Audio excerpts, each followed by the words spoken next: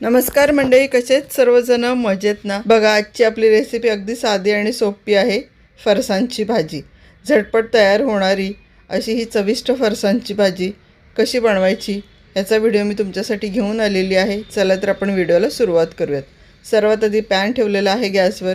त्याच्यामध्ये भरपूर तेल ओतून घ्या आणि त्याच्यामध्ये 1 चमचा मोहरी घाला.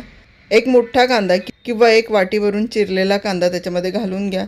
छानपैकी परतून घ्यायचा आहे.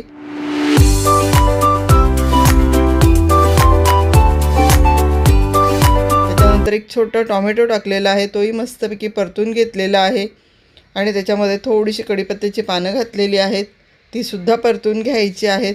आणि सर्व साहित्य व्यवस्थित परतून घेतलं की आता आपण त्याच्यामध्ये आलं, लसूण आणि मिरची याची खलबत्त्यामध्ये कुटून केलेली पेस्ट घालून घ्यायची आहे. त्याचं कच्चेपणा जाईपर्यंत छानपैकी परतून घ्यायचं आहे. त्याच्यामध्ये 1 चमचा हळद, 2 चमचे तिखट, 1 चमचा जिरा पूड, 2 चमचे धनेपूड आणि 2 चमचे काश्मीरी लाल मिर्च पावडर आणि वरून थोडीशी चिरलेली कोथिंबीर टाकून घ्यायची.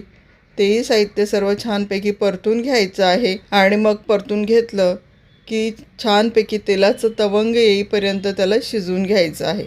आजचा व्हिडिओ आवडत असेल तर लाईक, शेअर आणि सबस्क्राईब करा आणि हो, एक छोटीशी कमेंटसुद्धा करायला विसरू नका. तेलाचा तवंग असा मस्तपैकी दिसायला लागला की मग आपण त्याच्यामध्ये गरम पाणी ओतून घेणार आहोत. तर साधारण 1.5 ग्लास पाणी मी त्याच्यामध्ये ओतून घेतलेलं आहे.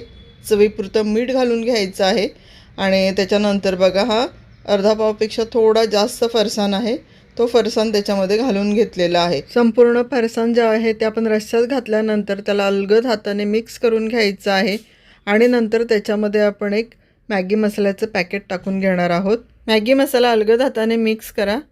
खूप छान चव येते फरसाणच्या भाजीला मॅगी मसाल्याने, तर नक्की ही ट्रिक ट्राय करा तुम्ही. त्याच्यानंतर अगदी 1 मिनटासाठी आपल्याला झाकण ठेवायचं आहे आणि ही घ्या, आपली फरसाणची भाजी रेडी. परत वरून थोडीशी कोथिंबीर टाका आणि मस्तपैकी भात, चपाती, भाकरी अगदी कशाही सोबत तुम्ही खाऊ शकता. खूपच छान लागते. कधी कधी भाजीला काय करावं हे सुचत नाही किंवा त्याच भाज्या खाऊन कंटाळा आलेला असतो, त्यावेळेला तुम्ही ही भाजी नक्की ट्राय करा.